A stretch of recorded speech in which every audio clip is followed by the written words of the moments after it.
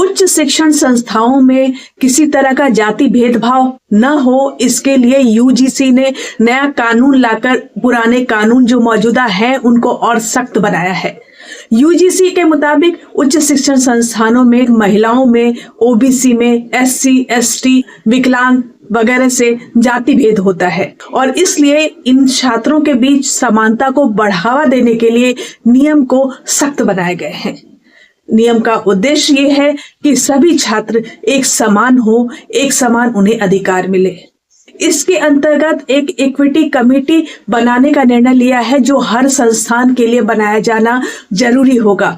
इसमें महिला, SC, ST, OBC और विकलांग के लोग होंगे। अब यहाँ सवाल ये उठता है कि जनरल कैटेगरी का नुमाइंदा अगर उसमें नहीं होगा तो फिर उनके साथ न्याय कौन करेगा, और इसी को लेकर जनरल कैटेगरी के लोग भड़के हुए हैं। इसके अलावा आज के दौर में छात्रों के बीच जाति भेदभाव के नाम पर इस तरह का अंतर करना भी अपने आप में जाति भेदभाव का ही प्रकार माना जा सकता है कि आपने जनरल कैटेगरी के लोगों को अलग कर दिया, बाकियों के लिए व्यवस्था कर दी। ये किस तरह की समानता है? अगर समानता की बात की जाए तो सबके लिए नियम एक होना चाहिए।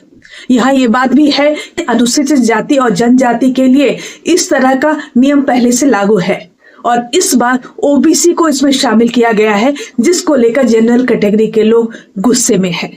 आखिर ओबीसी को इस तरह का छुआछूत कब झेलना पड़ता है? इस तरह का डिस्क्रिमिनेशन कभी भी समाज में नहीं हुआ है। सामान्य तौर पर कॉलेजों में इस तरह जाति विभेद कभी देखा जाता है, इस तरह नहीं होता है और स्टूडेंट्स के बीच तो खासकर नहीं होता। सभी आपस में एक साथ रहते हैं। बड़े उच्च संस्थानों में तो जाति के बारे में कोई एक दूसरे को पूछता भी नहीं है। भले रिजर्वेशन से एडमिशन हो जाए किसी की, वो अलग बात है, लेकिन इसके बावजूद भी स्टूडेंट्स के बीच में इस तरह से अंतर करना तो अपने आप में जाति भेद को बढ़ावा देना है।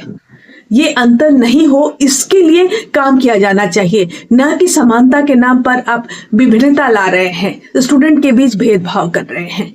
स्टूडेंट के बीच समानता के लिए जरूरी है कि आप उन सबको एक ही तरह के, यानी सारे कैटेगरी के नुमाइंदे को इक्विटी कमेटी में रखिए और सबको अपनी बात कहने का मौका दीजिए। अगर किसी को दंड करने का प्रावधान है तो ये भी नियम होना चाहिए कि अगर कोई गलत आरोप लगा रहा है तो उस पर भी दंडात्मक कार्रवाई की जाए, जो कि इस नियम में शामिल नहीं है और इससे भी जनरल कैटेगरी के लोग भड़के हुए हैं।